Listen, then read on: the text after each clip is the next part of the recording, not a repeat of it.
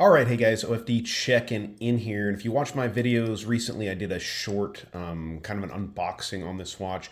New watch to the collection. This is the ISL-244 or the Calabro, named after an airport in Brookhaven, Long Island. So GMT functionality watch here, and obviously a world timer bezel. Now, this is not a new watch overall. I think there's a fairly new colorway in this blue fully lume dial, and we'll get a nice lume shot at the end, and I'll give you guys my thoughts on the full lume dial. But really cool watch. I think Mark came out with these back in June of 2023. Lots of different colorways available. I'll leave links down below in the description if you want to get one of these watches on your wrist. But I finally kind of caved in. I've been watching these watches on the Islander website. I think Mark really offers, for the pricing, some of the best watches out there you can buy. He's a watch guy, so everything he builds is really, really well done and really fits into what us watch guys like. He knows what we like and he builds watches accordingly. So let's talk specs on this watch really quickly, and then we'll go through some of the functionality. You have a 40mm case from side to side. There's no crown guards on this watch, obviously, excuse me.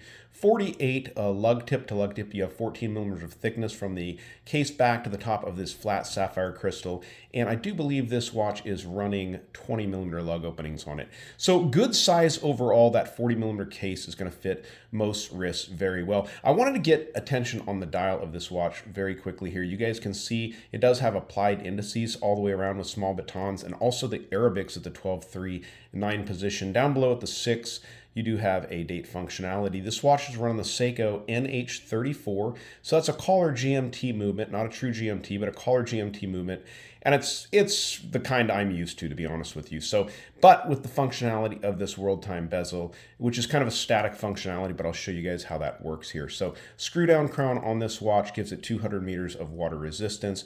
Pull it all the way out. You guys can see the second hand stops, hacking and hand winding. Push it all the way back in, and you can actually wind this watch here. Pull it out to the first position. That's going to allow you to do the 24-hour change there as you move it clockwise. Counterclockwise will change the date down there. So screw the crown back down on there. And actually what I'm going to go ahead and do is I'm going to put this... I'm going to put that second hand back in the proper position there for, we're coming up on 2 o'clock here in California, so that's going to be close to our 14 mark basically right there. So we'll put that there and screw that down, and that'll give me an opportunity to kind of show you how this bezel works as far as the world timer goes. So I am in Central California, so the closest is going to be Los Angeles. So I need to find Los Angeles here, down here in the corner about the 8 o'clock position. So I'm going to spin that so that my Los Angeles, which is that little line coming out underneath it, is lined up with the 2 o'clock position on the 24-hour rehout. And once I've done that, I can now look ahead and say, okay, Denver, we're looking at a hour difference there. We go to Long Island, we're a few hours out. Cairo, it's midnight. Dubai, it's 1 o'clock or 2 o'clock in the morning. So that gives you the idea of how the world timer works. So once you get to, your city, you can go ahead and set this for the 24-hour and then tell the time in different countries throughout the world. Mark did replace the New York with the Long Island here, which is pretty nice. And the only other one that I noticed was left off was Moscow. So kind of interesting in that. The bracelet is an H-link bracelet with articulating in links there, so it's going to fit the wrist very comfortable. All screwed link. I do have, I think, 3 or 4 links out of here for my 7-inch wrist. I do have a smaller 7-inch wrist.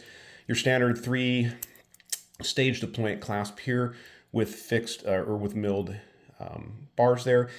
Nice Long Island case back. Now I have an older Long Island or Islander watch, and it has a very plain case back with Long Island engraved in it with a little dot where their factory is or something. But I think this looks really cool.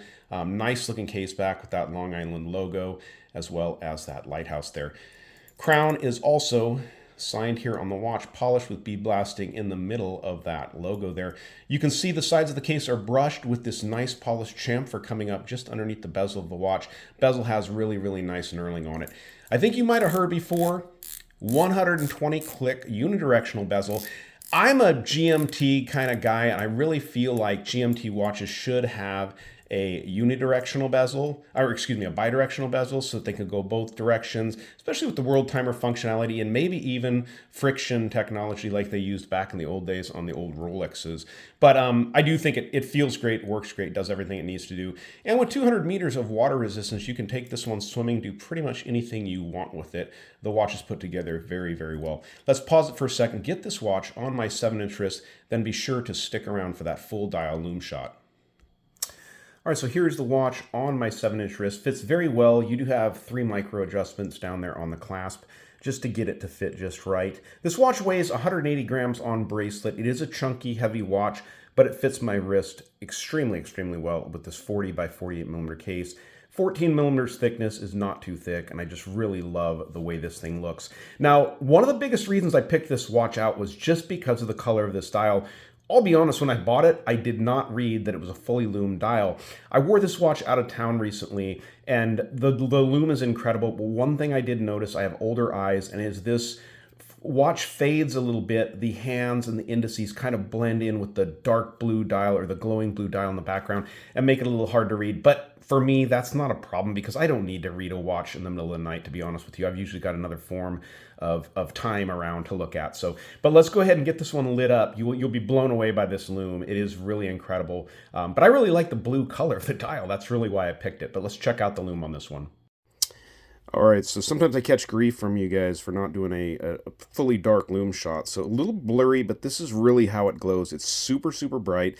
But that dark blue, or that blue in the background, kind of takes over a little bit for the hands as you go through the evening. And I noticed that. Of course, I do have old eyes. But let's go ahead and check this one out again once more on the bench.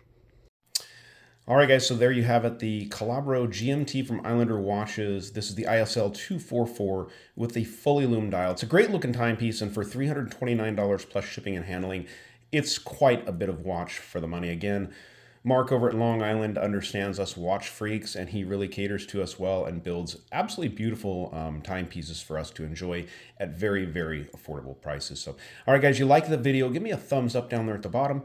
And if you've not subscribed to the OFD channel yet, please do. Please do. Thanks, guys.